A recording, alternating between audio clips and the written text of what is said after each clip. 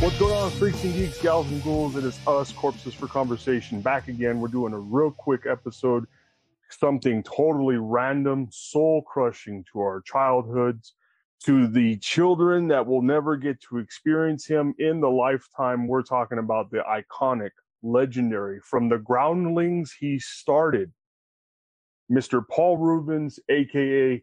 PeeWee Herman, whichever way you want to pronounce it. People pronounce it two different ways. I say Herman. Some people say Harmon. Same thing happened with Herman Munster, but that's for another story at another time. But man, we lost Paul Reubens, like an iconic staple of our childhood. Like that one stung, man. I'm sure still in disbelief about it. It hurt like really bad. And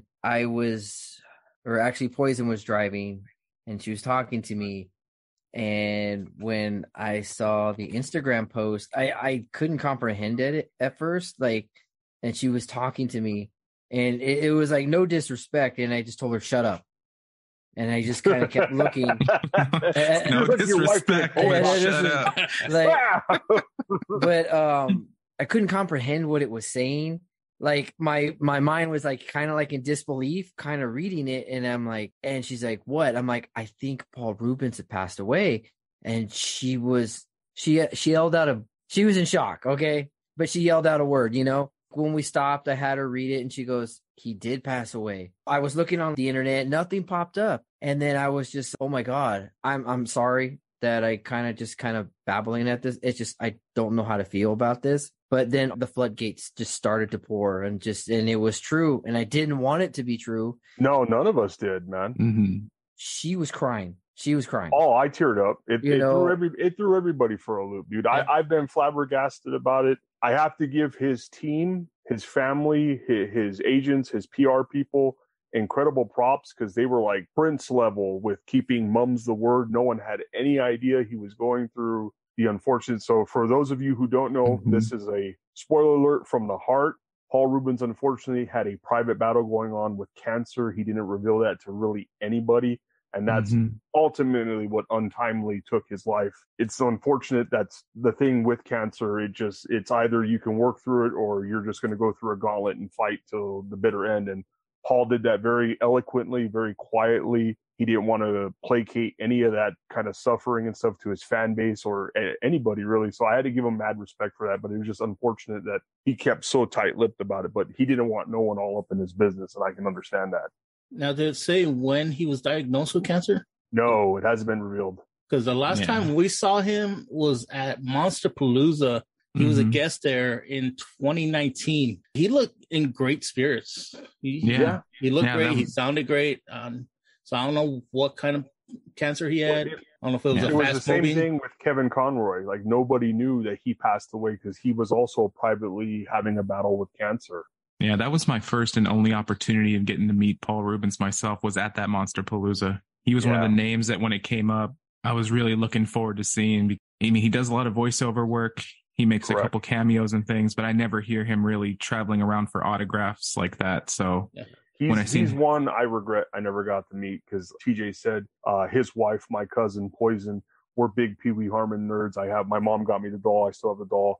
I used to know the song verbatim. I still rock Mecca Lecca High, Mecca Honey Ho all the time because that's gangsta genie status right there.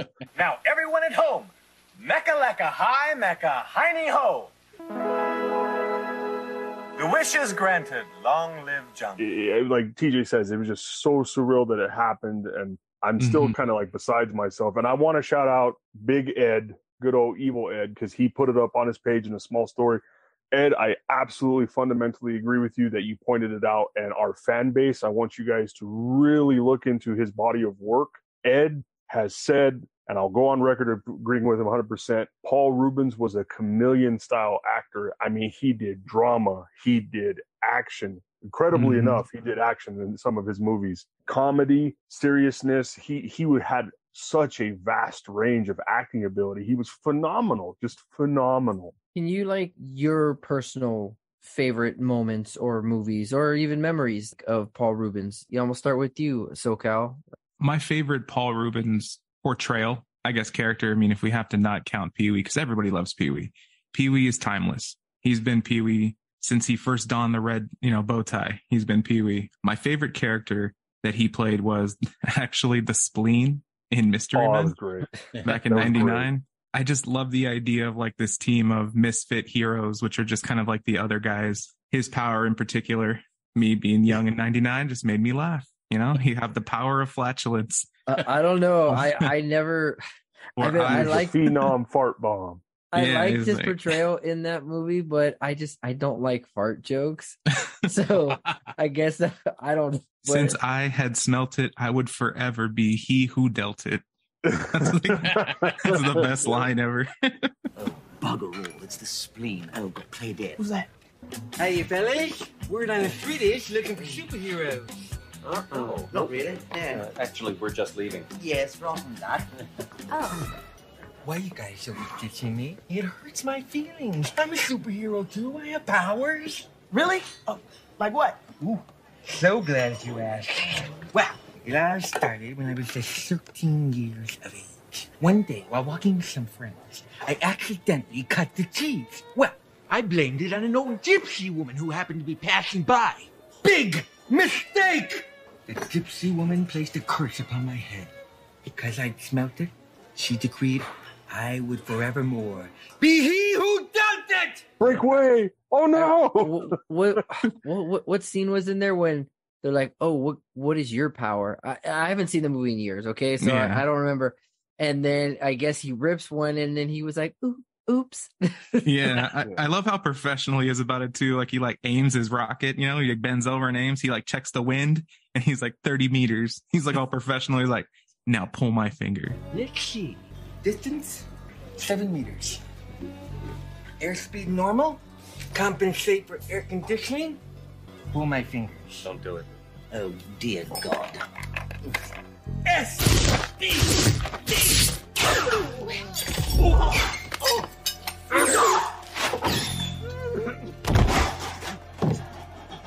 Silent, but deadly. That's good shooting. That was amazing. It's disgusting. Don't cut it. It was one of the very few movies that, even though it was like a funny tone for us being like old school comic book heads, it was one of the very few movies within that hour scope that they give you. You actually got a lot of backstory development for each character, which I was like, wow, that for it being a not taken serious comic style movie, but for them to give you that much, it pulled you in. I mean, even Eddie Izzard, when they were walking through with the disco thing, I was like, oh, that's just incredible right there, man. I don't know if you guys, I don't know if you guys could tell, but since that movie, he was my inspiration for my hairstyle. Eddie Izzard. I believe it. That huge pomp, and I'm like, dude, I'm in. What about you, Dime? Well, let me just start off by saying that a piece of our childhood has died with Pee-wee Herman. Yeah, man. Like growing up, watching Pee-wee's Playhouse. I love Pee-wee's Playhouse. I mean, I'm old. You're old. So I remember when it originally weren't you a teenager when that came out? I was 13 when it came out. You're still watching cartoons. But still, man. That's a teenager. 13. Pee-wee's Playhouse kicked ass. Pee-wee's Playhouse was the best, man. Oh, that's good for any age, though, man. The movie came out 1 year before Pee-wee's Playhouse. So Big Pee-wee's Big Adventure in 85. And then when Pee-wee's Playhouse came out, everybody loved that. And it was just the whole innocence of that. One of my favorite characters that Paul Reubens played was actually in Buffy the Vampire Slayer. And I can't really remember his name in the movie. He played that vampire, one of the sidekick vampire. Just his death scene alone on screen is probably one of the most best vampire. Was it a meal? I think it was a meal. Was it a meal? Was it a meal? Yeah. I believe that's what it was. But just that. Hey, and your little dog, too. You don't really think you can stand up to him, do you? Oh, yeah? Clap.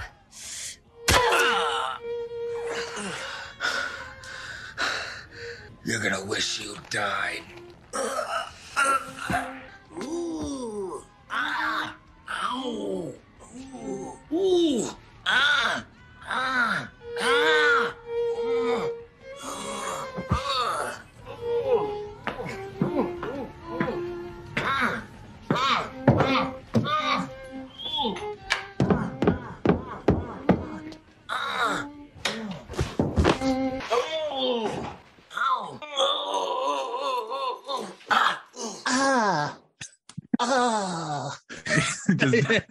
Like he just didn't want to go, man. But he was being so sarcastic.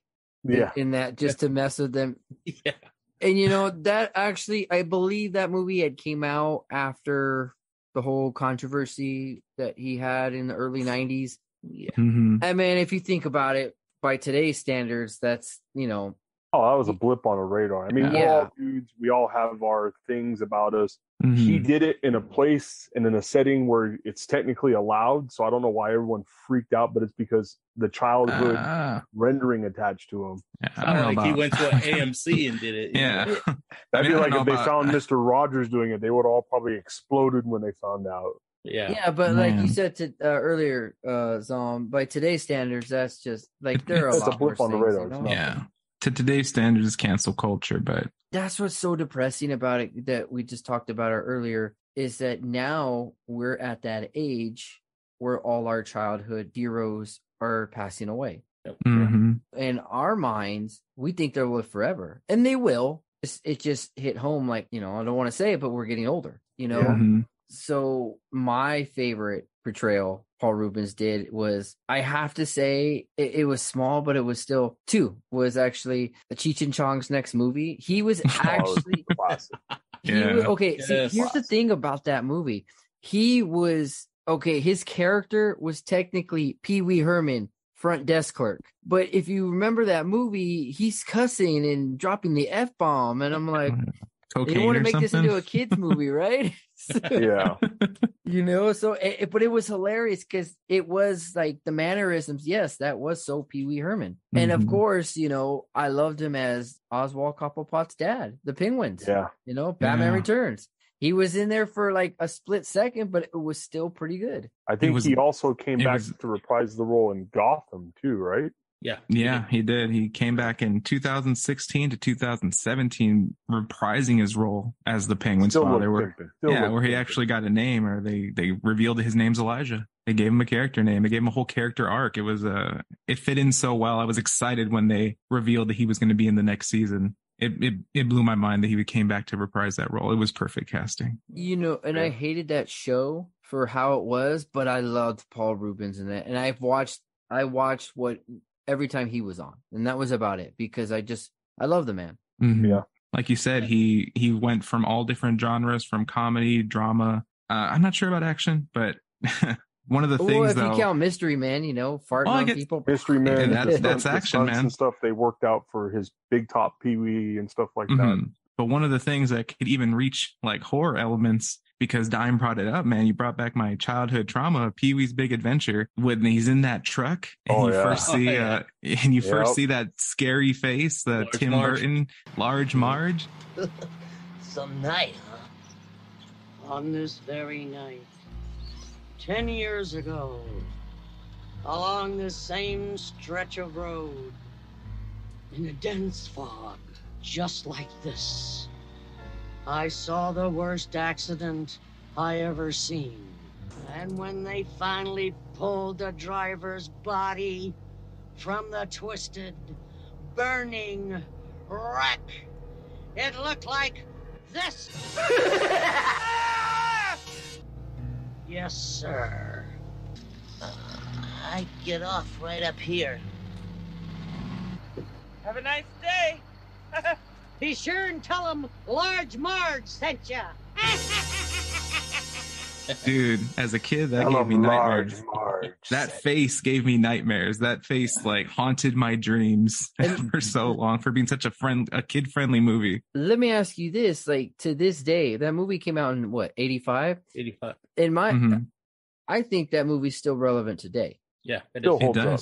Like it could easily happen in this day and age. Yeah, I just watched it like maybe 2 weeks ago. Yeah, just a fun fact.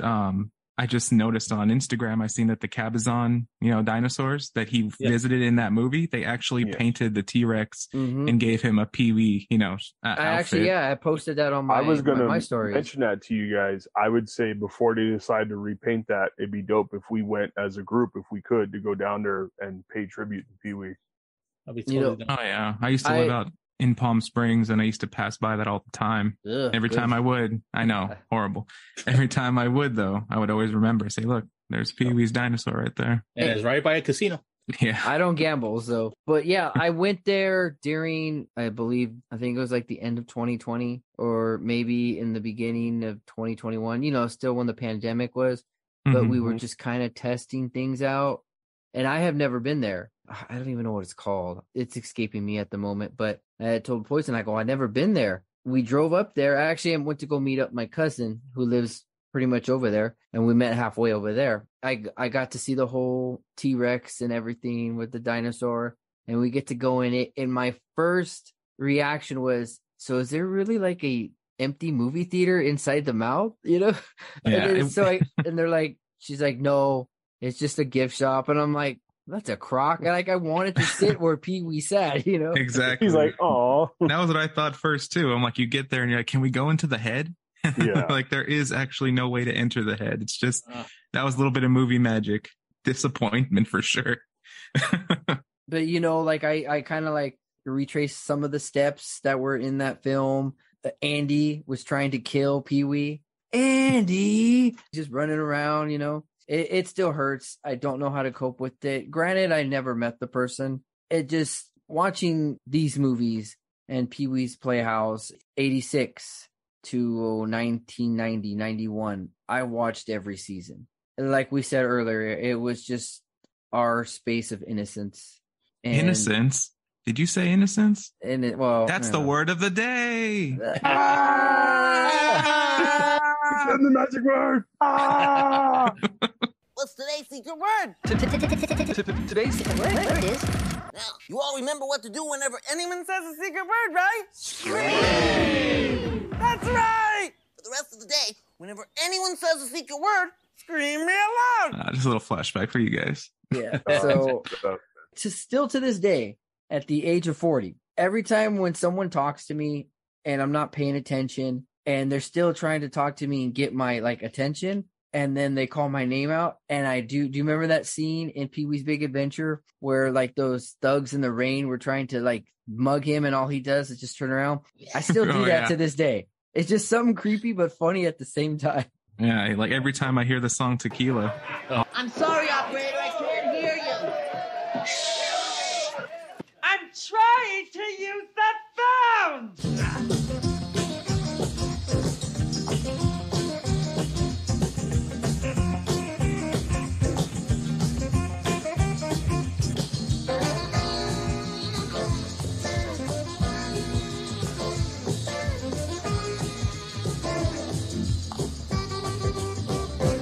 Breakdance!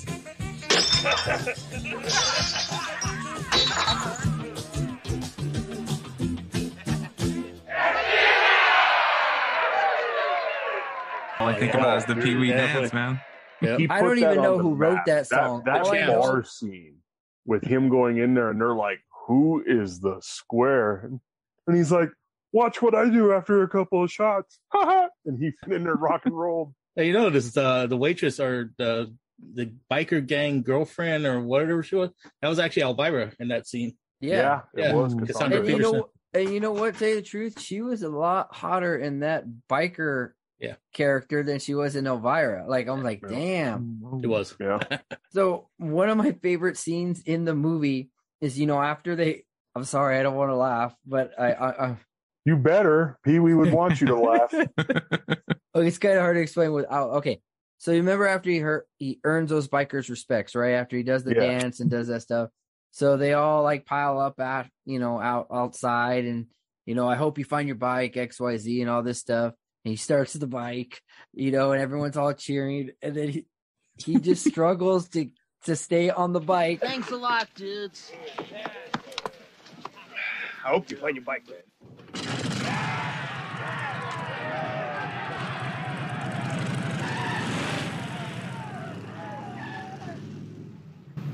And then he goes through that billboard. It was classic.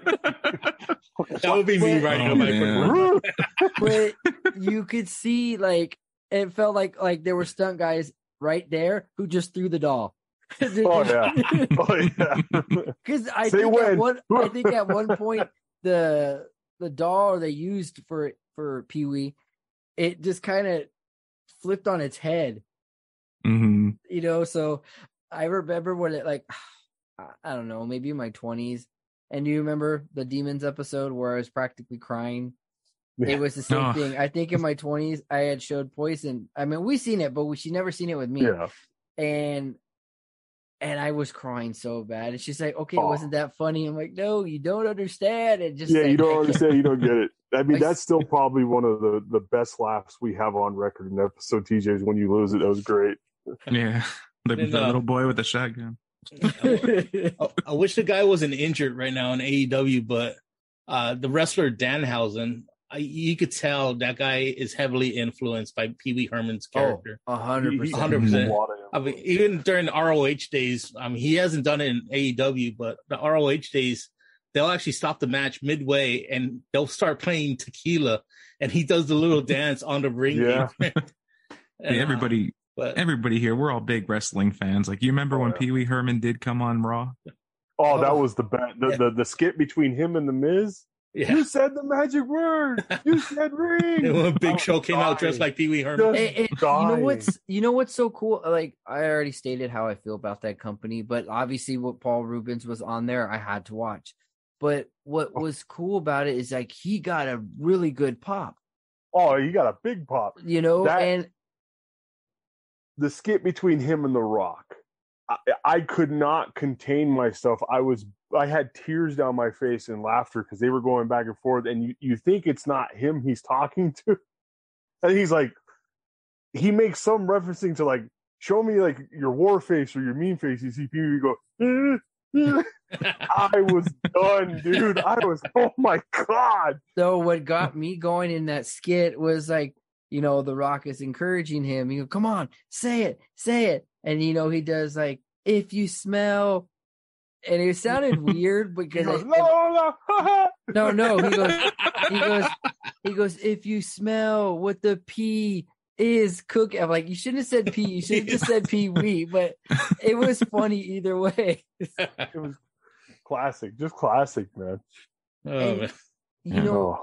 It's like, okay, he, like I said, the controversy in the early 90s, and then that's when it kind of just fell off the map. But then as the years since that, going from a children's type actor, he was being more relevant to adults. And it was really cool how that kind of transitioned when the adults had their kids, showed Pee-wee's Playhouse, and then, so it just escalated. Yeah, the kids that loved the show when we were younger became the adults that now pass it down to our children's. It just keeps the tradition going. Well, wasn't there that reboot of Playhouse that came out and then it didn't last? It lasted like a few episodes and correct, they canceled it or something.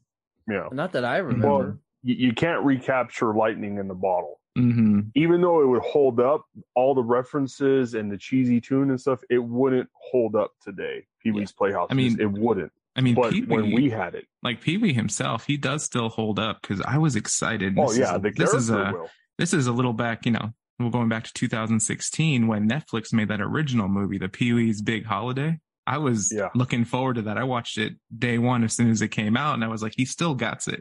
Everything he had back in Big Adventure is still there. Yeah. And the thing is with that movie, it got a lot of criticism for, like, hidden messages or whatever. I didn't see any of that. No. To me, it was just a bromance. I enjoyed that movie. I thought it was a hell of a lot better than Big Top Pee-wee. I didn't care for Big Top Pee-wee, but I liked. Not a lot of people did. I personally was a fan of it just because of the layers of what they put into the movie. It's one of those things where Paul Reubens really reminded me a lot of how Robin Williams was with movies, how he always tried to bring in, like he always, in his contract requirement, you had to hire homeless people to work on set. Robin Williams was notoriously known for that. But when it came to the theme of the movies, if you really think back to it, we're talking about early 90s. You have the gimmick time stuff. I mean, he had little people in his movies. He had like the freak people, the carnies in the movies. He had tall people. Like he had the whole scope of what you weren't supposed to see normally on the big screen in the movie. I mean, I guess it's a family thing with Zombie because Poison really loves Big Top Pee-wee more than Big Adventure. And I'm like, really?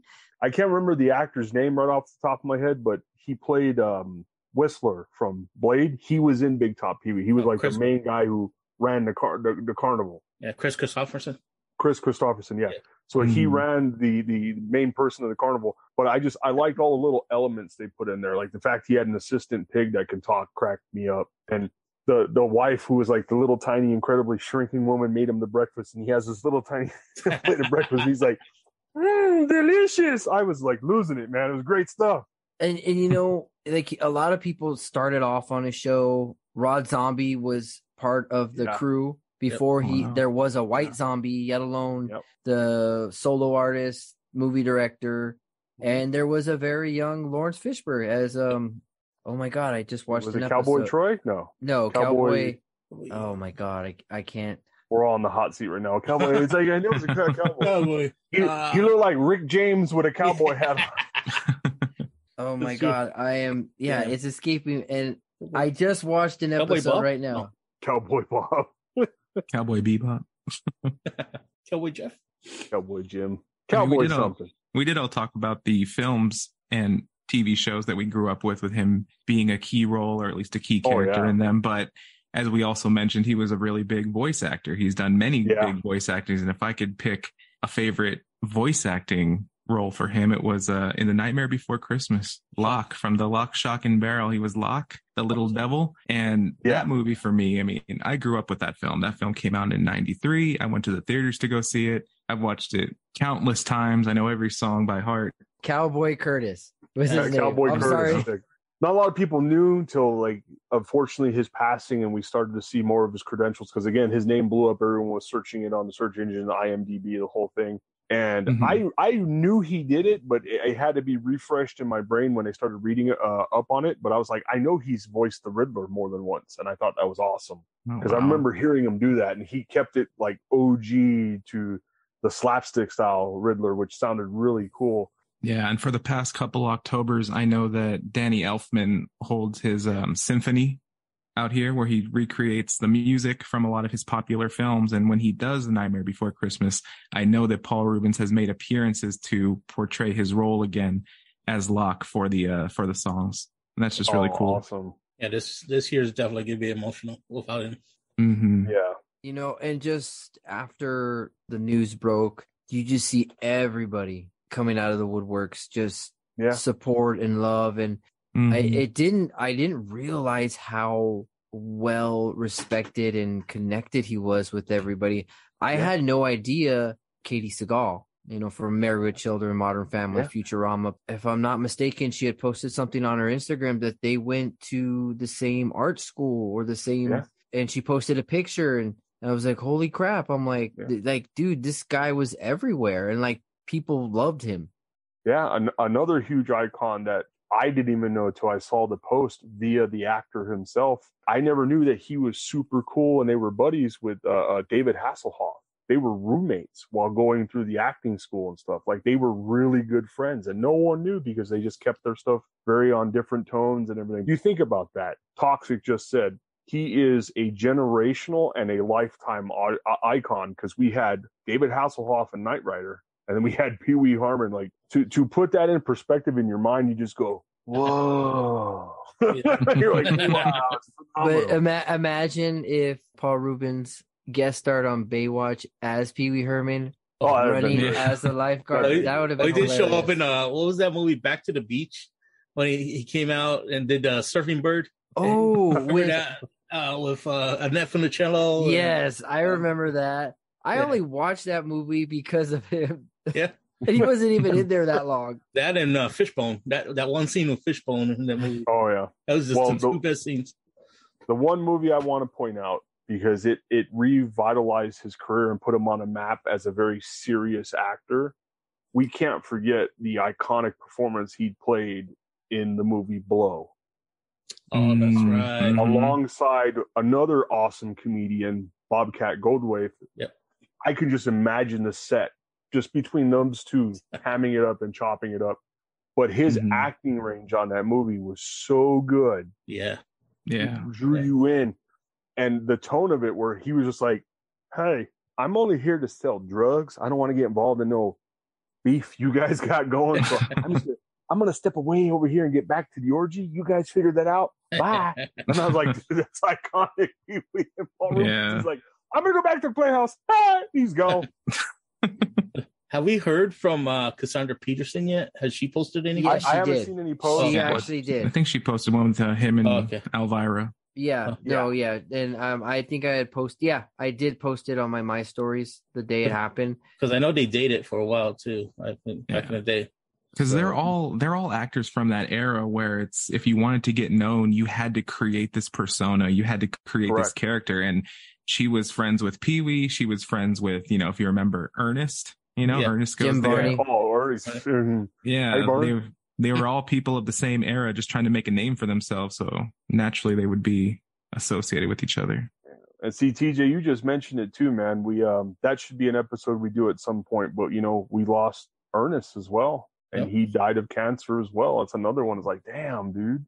Mm-hmm. Sometimes I try not to think about stuff like that because then it gets me going. Because I'm like, man, these people were so important to us growing up. And there's two things I want to touch upon that with Paul Reubens and his Pee-wee Herman character. It was fundamental to have that TV show with him reaching out to kids in a fresh new perspective because he did follow along the lines of Mr. Rogers and Sesame Street. He was that niche market that fit right on in there where he brought elements of pop culture in, but he still conveyed a message when he read the letters. He would tell kids, hey, if you're feeling sad, it's okay to feel sad. But that's why you got to remember about things that make you happy. And then he also, back then, we didn't know what it was because no one talked about it. And I'm going to bring it up. And if I get some heat, well, then I get some heat. But I don't have no hate towards him against it. But there was definitely things there where Paul Reubens was throwing, me personally, I was like, you're throwing some of your sexuality out there, dude. I don't care if you were gay, if you were bisexual, but you saw things that were going on with him behind his character, which was fine. But I think it was a very beautiful way for him to kind of like segue in there, where not outright telling everybody, but it's like, hey, it's okay to be different. Just be respectful while being different. And I always thought that was like a really beautiful thing he did in all his episodes and how he just catered himself as a person and as a man. And I had to give him mad props about that. Even in the movie Blow, no one really cared. Like, hey, he's hitting on. Oh, so this is the new man, huh? It's cute. George. Tuna. Hello, Tuna. Enchanté, George. Herbie, he is yummy. He looks just like a Ken doll. Johnny Depp's character and calling him a Ken doll and stuff, but no one cared because it was like they looked past it. I was like, dude, this is Pee-wee Herman. We don't care. I think you're the only one that says Harmon. I've never I pronounce it both ways. Herman, Pee-wee Herman, I don't care. That's like how people say potato or people say caramel. Like they have two different pronunciations for it. Just the way I'm so I never heard you. Ketchup. Yeah, ketchup. Exactly. It's a dialect and an accent thing. So it makes sense in Zom's mind. That's pretty much it. Yeah. No, but I mean, those were things that he did that I was just like, I always thought was really cool. Because if you really break it down, right, like one of my favorite characters, just because I liked how eccentric it was the genie. And when you really pay attention, now that I look back on it, I was like, he had a cross-dressing, almost drag queen-esque character on there that got away with it because it was so looked past that. It was like they were enjoying the character. And like I mentioned it earlier in the episode, who didn't want to know how to say Mecca Lecca Hi, Mecca Heine Ho? It took forever for me to learn how to do that. No, he definitely did carry some good messages, like you said, some positivity, acceptance. And at the same time, if you guys recall, he was doing some public service announcements, reminding children not to smoke crack. Yeah. This is crack. rock cocaine. It isn't glamorous or cool or kid stuff. It's the most addictive kind of cocaine, and it can kill you. What's really bad is nobody knows how much it takes. So every time you use it, you risk dying. It isn't worth it. Look, everybody wants to be cool, but doing it with crack isn't just wrong. It could be dead wrong. Yeah, not to do drugs. That is still a popular video searched up on YouTube. Oh, definitely. Yeah, exactly. Not to do drugs, and he was so anti-bullying for his time. That's why he came up with that catchphrase. I know you are, but what am I? Did he invent that? He did. No way. That's crazy. Yeah, I didn't know that. That was his way of just like part of the character, but he also did it because kids were going to be made fun of no matter what, and he knew his show, even though experimental, they were going to come at him, but he did that for a reason. His show, like we all know, we talked about it before the episode even started, TJ. His show was the safe zone for kids growing up.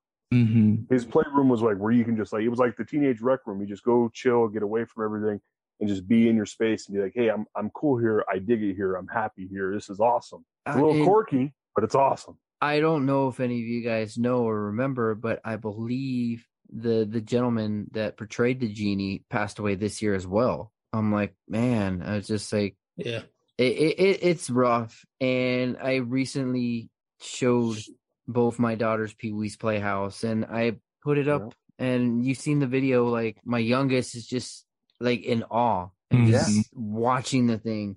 And I didn't think my oldest was, and she goes, can we watch another episode? I'm like, yeah, you know. Well, that's to his credit as an actor. He was so captivating. He knew how to reach out and do what he did, and that's what convey his art. He was so good at it. And you know what to me I think is very disrespectful is that people that don't care about certain things or certain people, they're passing. You know what? I have this in my possession. I'm gonna jack up the price. Oh yeah. And you know, I looked at scalpers, they're terrible people. I looked at like the DVDs, and now they're like $170. Oh yeah, dude, his doll. They're gonna go up. They're definitely gonna go up. His doll, the drawstring doll, like I still have it, but the box kind of deteriorated over the years. Which I still have it, but it's not as intact. Mm-hmm. But that doll, the price, I could not believe. Like overnight, it was like astronomically. Oh yeah. Does it still work? Does the doll still work? Yeah. I want to be buried with that. No, I was actually looking for it so I can hold it up for the episode and actually use the audio clips from it, but I just couldn't find it. It's buried in the treasures, I should say, but I know I have it. It's in my possession. I think I even have the plushie for the couch, his seat he would sit on. Cherry. Mm-hmm. Cherry, yeah. I have that put away somewhere as well. Nice. Oh, fun fact for everyone to know. I think it was Big Top Pee-wee. And I always thought when I was a kid, I was like, why does this combination sound so weird, but yet so good? So if anyone wants to know now, Zom got his definitive pleasure for pickles and cheese because Pee-wee Herman had a thing for a cheese sandwich and a freaking pickle. I'm just so hungry, and I guess I couldn't wait to sample one of those delicious cheese sandwiches of yours. All I wanted was a measly sandwich! I very nicely explained that I was starving. I'm starving! Please! Sorry, ladies. I guess you'll just have to wait. You remember, no one is as important in this community as Pee-wee Herman. My whole purpose in life is to serve Pee-wee Herman. There's your sandwich. Is there anything else I can do for you, Pee-wee? Well, I would like a pickle if it's not too much trouble. No trouble at all, Pee-wee. Pee-wee Herman wants a pickle. Here's your darn pickle. Are you happy now? Big ups to Paul Reubens, man. I fell in love with that stuff after that. Man. I'll take a cheese sandwich, but not no damn pickle. I'll go through a barrel of pickles and a cheese sandwich, man. That stuff, that combo works so well. It was amazing. I always said I don't like pickles except for my burgers, but I always picking out the pickles out of my burgers.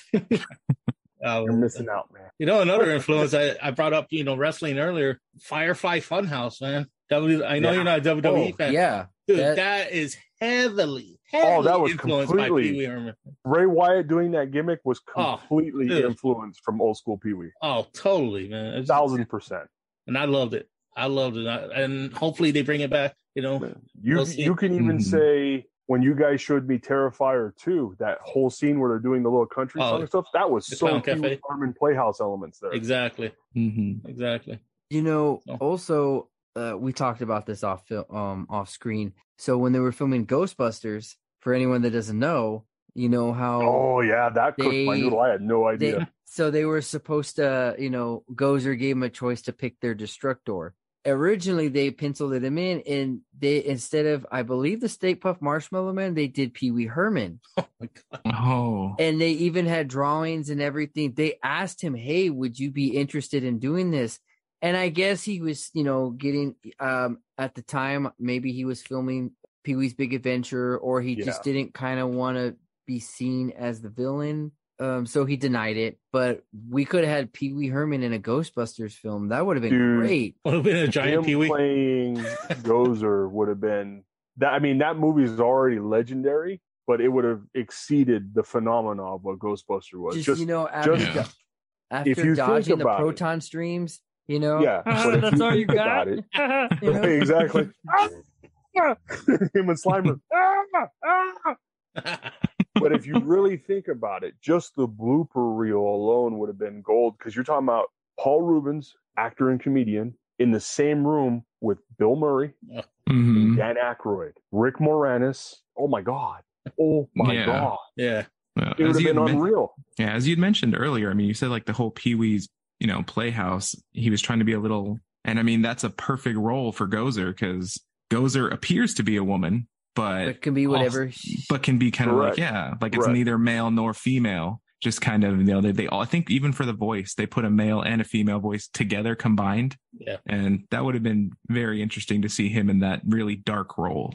So probably, and it's something small, very small, that I still enjoy to this day, because like I said, I was rewatching Pee-wee's Playhouse earlier. Every time, and I thought about it too. So, you know, every time the episode ends, he goes up to like the little counter, lifts up the iron, and then a door opens, and then his bike comes out. Or a scooter. Oh, that bike! Oh, I'm so. And then he flies out the house, and just you see like a claymation version of Pee-wee. Yeah. And then lands on the street and I don't know. I always thought that was so cool. It was something so little and subtle, but the first episode was just kind of funny, and I was like, you know what? I don't remember this. And first episode ends, he has everyone in their house, and they're having like ice cream soup, which is just basically vanilla ice cream and chocolate just mixed.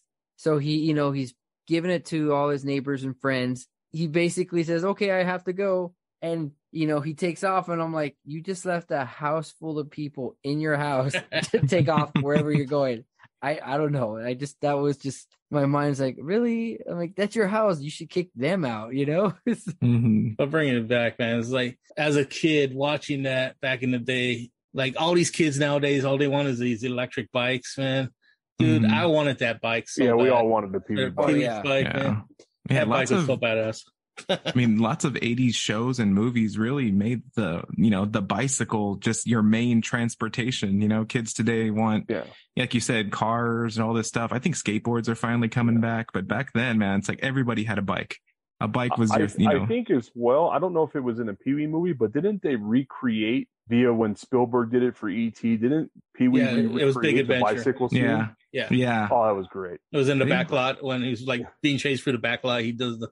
Doesn't he like fly past the moon, but it's just like a fake moon?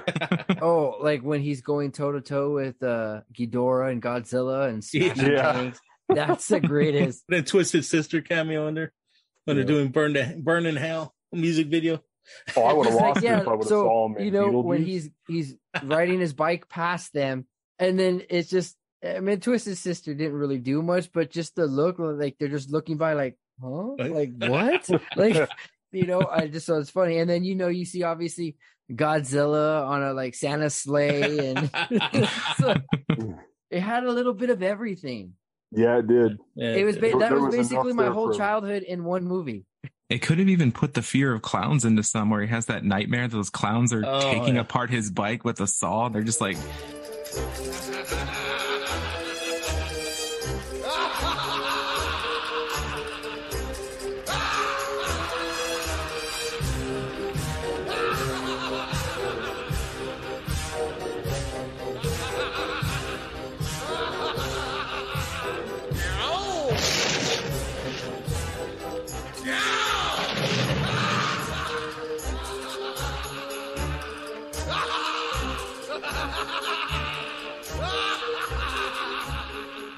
You know, before we had the movie Saw where you cut off your foot, we had PeeWee, you know, where they're cutting up his bike with that saw. And that's just like his biggest nightmare is they're destroying his bike. I always thought the coolest clown in that scene was, Dimebag. Of course, Dimebag, was actually the surgeon. He looked completely normal, and then he pulls down his mask, and then it's just all clowned out. Yeah. Every time Christina sees that scene, she's like, oh, hell no. See, there it is. The childhood trauma the movie brought to us, but we still love and watch it anyway. Well, I definitely got to say, guys, the beautiful thing is there's no bad memories to be had talking about the iconic Paul Reubens, who has just passed away. We're going to be coming to the closing of this episode coming up. So if anybody has any last things to say before I close it out, go ahead. The floor is yours. I just wanted to say that looking back on his IMDb, he's been hitting the film scene since 1968. The guy is timeless. I had no idea of his actual age until the passing. When I found out that he was actually 70 years old, the guy looked amazing for 70. Looked incredible. A lot of makeup. Yeah, that's just movie magic right there. But I would have never guessed. So that's why finding out this news was just such a shock. We do have so many celebrities still with us that are much older than 70. I just feel like I wasn't ready to let PeeWee go, you know? I'm so morbid. I thought SoCal was like, they don't deserve to be alive. No. I'm so morbid. I was like, he's going to say something like that. Like, no. Paul Reubens for us and all these other fools don't deserve to be alive right now. I mean, like the point, like, whenever you find out that Tim Curry is appearing at Monster Palooza or anything, it's like you want to just meet him because you just want to meet him before that time comes. He is older in age, so you know it, could be coming at any time, but you didn't expect it with Paul Reubens. No one just seen this coming. Credit to him. He didn't want anyone to feel sorry for him. Like we said earlier, SoCal, he was always in good spirits. We don't know how long he was diagnosed with cancer. Just quick note, what Paul Reubens means to me, and I know the listeners can't see while we're recording this, but I'm going to show you three gentlemen. Is this picture right here? That's Paul Reubens right there, right here, right below my Jason 8, and I've always had that right next to me. I don't want to say it's like a motivational picture, but just when everyone has those times when you're kind of doubting yourself or doing something. I stare at that picture. I'm like, all right, I know what I have to do. The innocence, man. He achieved the goal that everybody, should strive for, is just make a name for yourself, be unique, and have people love you for it. Yeah. And it's like, I'll keep it short and sweet, but, Dimebag Darrell, he's got the red beard in the sky. PeeWee Herman, Paul Reubens. Gonna have the red bow tie in the sky, man. Yeah. Every time we look in the sky, I see that little red bow tie, man. And you know what? Yeah. Those guys will probably party together. Hell yeah, they probably will. Yeah, have a black tooth grin, man. Like TJ had said earlier, I mean, I imagine that he just flew his bicycle up there, man. Yep. And also, just gonna say, get yourselves checked. You never know what's building up inside your body. Cancer is a bitch. Excuse my language, but I could say other things about cancer too. I've lost family members due to cancer. I've had some medical issues recently myself. Go out there. If you're listening to this, get yourself checked, man. Go see your doctor. And, you catch it early enough, you can take care of it. There's no excuse. Very wise words, definitely. Man. No one should have to go before their time. No, definitely not. And then for myself, just the impact of what Paul Reubens had on me as PeeWee and watching him play house. I'm going to try not to get emotional because when I had to get, a lot of people don't know, but I had to get corrective surgery. I had to have reconstructive surgery on my hip when I was really young, and I had to stay home for a long time. And I didn't get a lot of the social networking really younger in my developing years. And PeeWee's Playhouse was there for me, and he talked me through a lot of stuff because I had a lot of like, man, I've been jacked up out the gate. And he just, for lack of a better term, taught me, it was okay to deal with that and find the positives with it and work through it. So for myself, I'm super thankful to Paul Reubens and what he did and with PeeWee and how many other lives he touched with it. And I know we said secret word of the day, we already took care of it, but I'm going to just say one as we're getting out of here.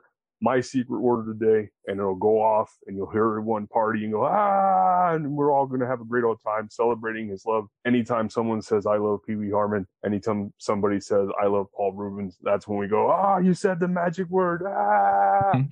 That's just us showing our gratitude and our love to Pee-wee.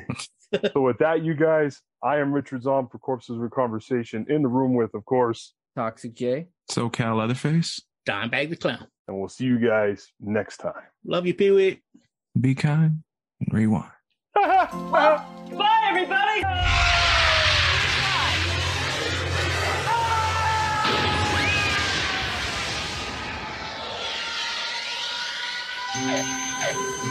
Hey.